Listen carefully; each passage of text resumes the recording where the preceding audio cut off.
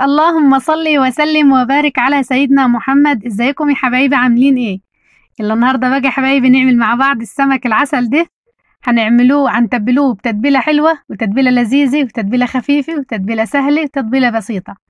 هنعملوه يا حبايبي مع بعض بطريقه سهله وطريقه بسيطه وطريقه عسل، وهنعمل كمان مع بعض الرز المكرمل او الرز الصياديه. هنعملوه برضه بطريقه حلوه وطريقه سهله وطريقه بسيطه. الاكله العسل دي او السفره العسل دي مش هتاخد معانا 10 دقايق. تابعوني يا حبايبي تكه بتكه، وهنشوف الحركات والتكات والشغلات العسل دي هنعملها مع بعض ازاي. اكله بسيطه وسهله وسريعه. طبعا يا حبايبي الرز المكرمل والسمك من اسهل ما تكون، في دقيقه في 10 دقايق بتكوني حمرت السمك وعملت الرز. هتعملي جنبها بقى الحوادر اللي انتوا شايفينها دي، هتعملوا مش هتعملوا بقى انتوا حرين. تعالوا يا حبايبي احنا طريقتنا النهارده على السمك والرز. النهارده يا حبايبي معانا السمك البلطي، او دنيس او بلاميطه، السمك اللي انتوا تحبوه او نوع السمك اللي انتوا تحبوه. الطريقه ديت بتنفع بجميع طرق السمك، يعني بجميع انواع السمك. الطريقه دي بتنفع يعني باي نوع سمك، الا السمك اللي هو الجراميط عندنا في مصر ده، سمك طويل كده. دي طبعا ما ينفعش بالطريقه دي. بس الطريقه دي حبايبي هي اللي تنفع بالسمك، جميع الانواع السمك الا السمك الجراميط ده. طبعا ده يا حبايبي التتبيله اللي احنا هنتبله فيها السمك هيخليه معانا مجرمش. ودي طبعا اغراض السلطه ملناش دعوه بيها. وللسمك يا حبايبي توم وشطه، وشطه مصحونه يعني او هريسه شطه، وتوم وكمون وشويه من الكزبره الخضراء. بس يا حبايبي اكتر من كده مش هنحطه. للرز المكرمل توم وبصل وفلفل اخضر حار برضو بس، ومعلقة من الكمون. طبعا هنحط سمنة للرز، وهنحط زيت.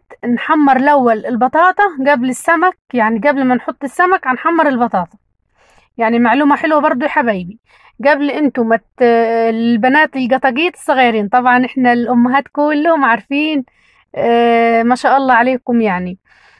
اما القطاقيط الصغننين، بناتنا الصغيرين برضو، معلومة حلوة لهم انك تحمري البطاطا. لو انت هتحمري بطاطس او هتحمري بتنجان او هتحمري الشغلات ديت، تحمريها في الزيت قبل ما تحمري السمك، لان السمك اول ما بينزل في الزيت خلاص الزيت اتزفر وما عادش ينفع تحطي فيه اي شيء. بعد ما بتحمري السمك بتاخدي الصينيه هلن بيلن كده وبتروحي كبها في الزباله، بمغزى يعني.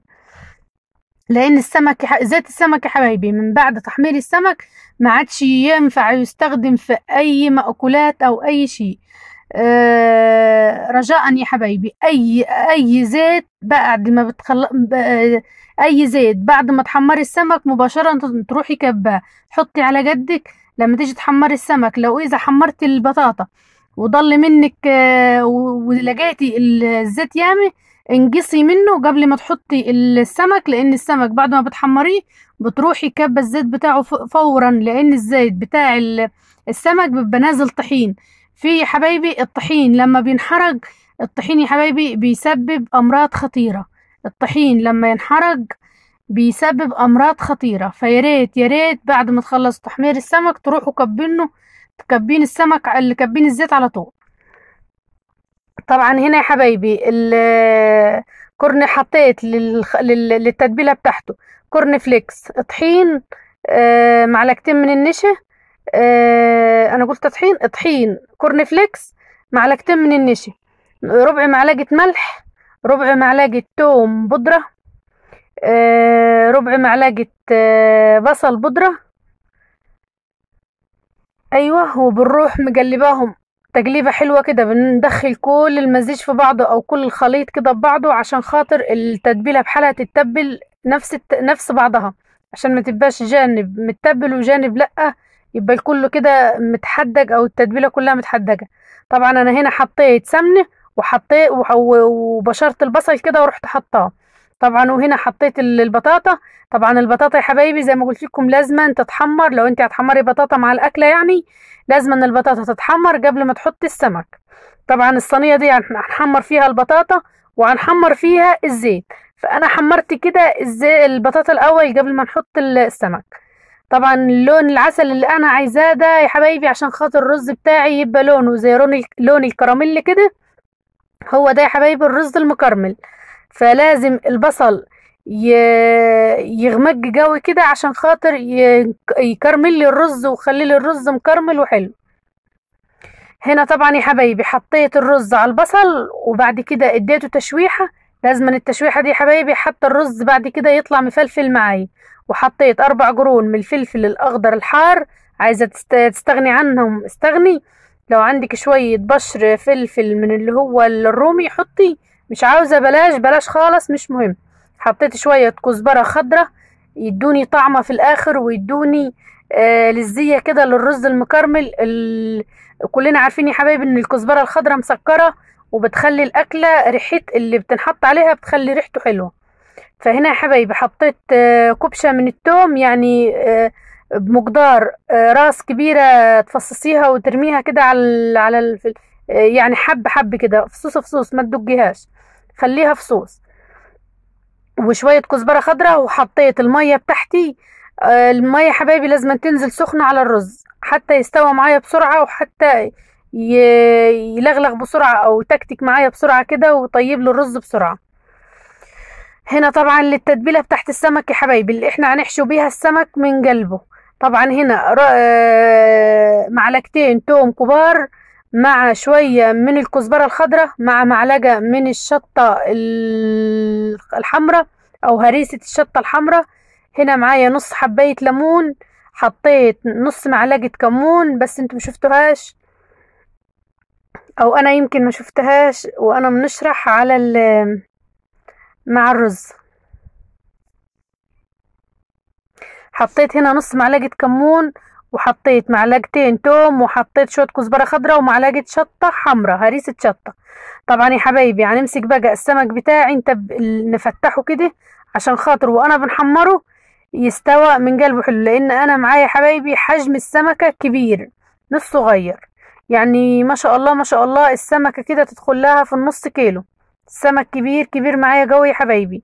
لو انت عايزة لو السمك كبير معاكي وحابة تقسميه 2 قبل ما يتحمر اقسميه، بس انا بنحب كده ان انا نخلي السمكة محافظة كده على منظرها عشان خاطر طبعا منه ان انا عشان منصور ومنه عشان خاطر الحشوة اللي انا بنحشيها له ديت او التتبيلة اللي انا بنتبلها له ديت ما توقعش في الزيت. طبعا انا لو قسمته مفيش مكان يفضل يمسك لي الحشوة. فانا بنخلي السمكة بحالها كده ونهوت النار عليها وانا منحمرها. وبعد كده لما نكون عايزة نقسم السمكة هما طبعا طبعا انت بتعملي على قدك. فانت لو يعني عايزة حابة تقسمي السمكة 2 اقسميه والتتبيلة برشيها عليه في الاخر لما تيجي تخلصي. طبعا انا هيضل معايا تتبيلة وهرشها برضو عليه في الاخر بعد ما بيطلع كده. طب ليه رشة التتبيلة في الاخر يا مسيف؟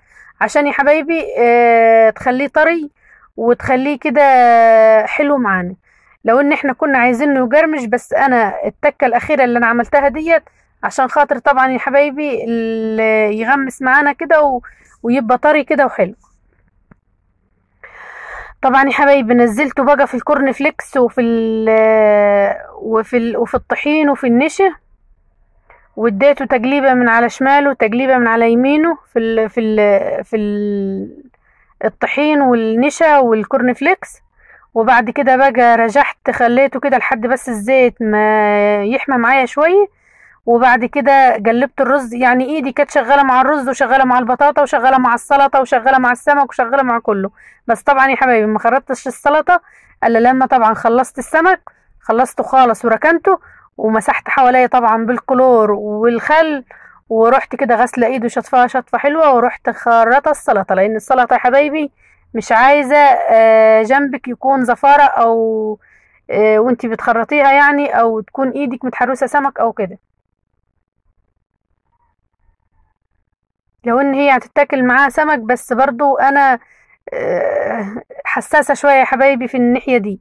لازم السلطة بالذات سلطة بقى تاكليها مع اي اكلات لازم نمسح حواليا وتنضفي حواليكي قبل ما تخرطي السلطة. السلطة اصلها يا حبايبي حساسة شوية.